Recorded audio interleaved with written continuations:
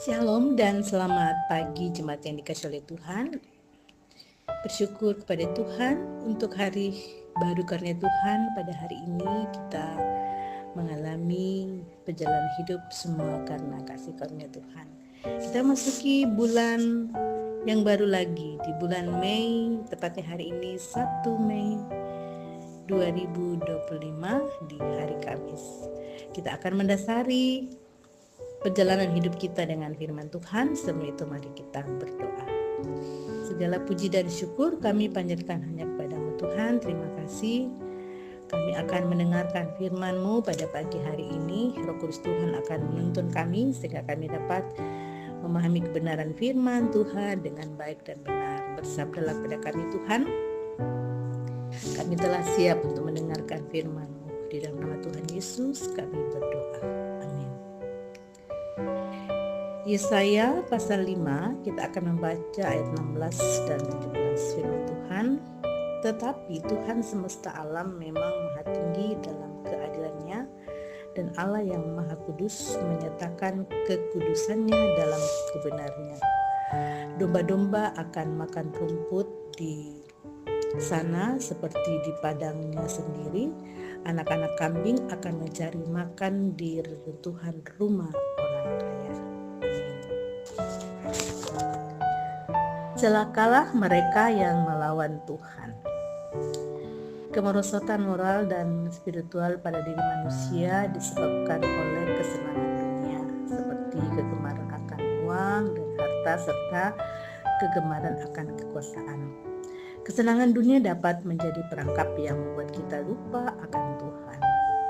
Kemerosotan moral dan spiritual pada ayat 11 sampai 12 menggambarkan bangsa Israel telah meninggalkan Tuhan dan hidup dalam kemerosotan moral dan spiritual.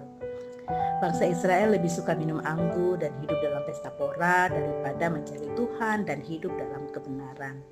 Ini adalah contoh bagaimana kesenangan dunia dapat menjadi perangkap yang membuat kita lupa akan Tuhan. Kemudian digambarkan bagaimana Tuhan telah menghukum bangsa Israel atas kemerosotan moral dan spiritual mereka. Bangsa Israel akan dihukum dengan kelaparan, kekeringan, dan peperangan. Ini adalah contoh bagaimana kemerosotan moral dan spiritual dapat memiliki konsekuensi yang serius. Selanjutnya dalam ayat pembacaan kita tadi, ayat 16-17 menggambarkan tentang bagaimana Tuhan masih memanggil bangsa Israel untuk bertobat dan kembali kepadanya. Bangsa Israel masih memiliki kesempatan untuk meninggalkan kemerosotan mereka dan hidup dalam kebenaran. Bagaimana dengan umat Tuhan saat ini? Apakah kita telah meninggalkan Tuhan dan hidup dalam kemerosotan moral dan spiritual? Ataukah kita telah menjadi budak dari kesenangan dunia dan kehilangan fokus pada Tuhan? Apakah kita telah mempertimbangkan konsekuensi dari kemerosotan moral dan spiritual? Apakah kita telah meminta ampun untuk kembali kepada Tuhan? Mari kita menjalani kehidupan ini dengan menerima kasih karunia Tuhan dan kembali kepada-Nya.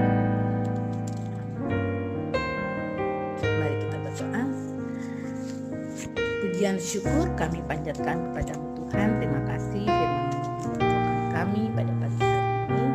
Kami akan senantiasa mengutamakan kehidupan berjalan seturut dengan kehendak Tuhan bagi kehidupan kami, semakin terarah kepada kehidupan spiritual yang dekat dengan Tuhan, yang akan menolong kami, menguatkan kami menjalani hidup ini dengan baik dan benar seturut dengan kehendak Tuhan. Berkati semua jemaat untuk berkarya hari ini Tuhan, selalu sehat, diberikan semangat dan sukacita apapun yang dihadapi, apakah menyenangkan atau menyenangkan, di dalam Tuhan semua dimengerti.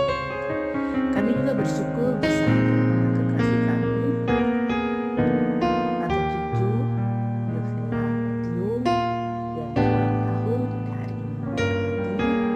Kami Yovela terus sehat dan diberkati dalam studi, boleh berbahagia bersama dengan orang tua dan keluarga. Bapa di surga, inilah doa dan syukur kami. Dengarkanlah Tuhan, dalam nama Tuhan Yesus kami berdoa.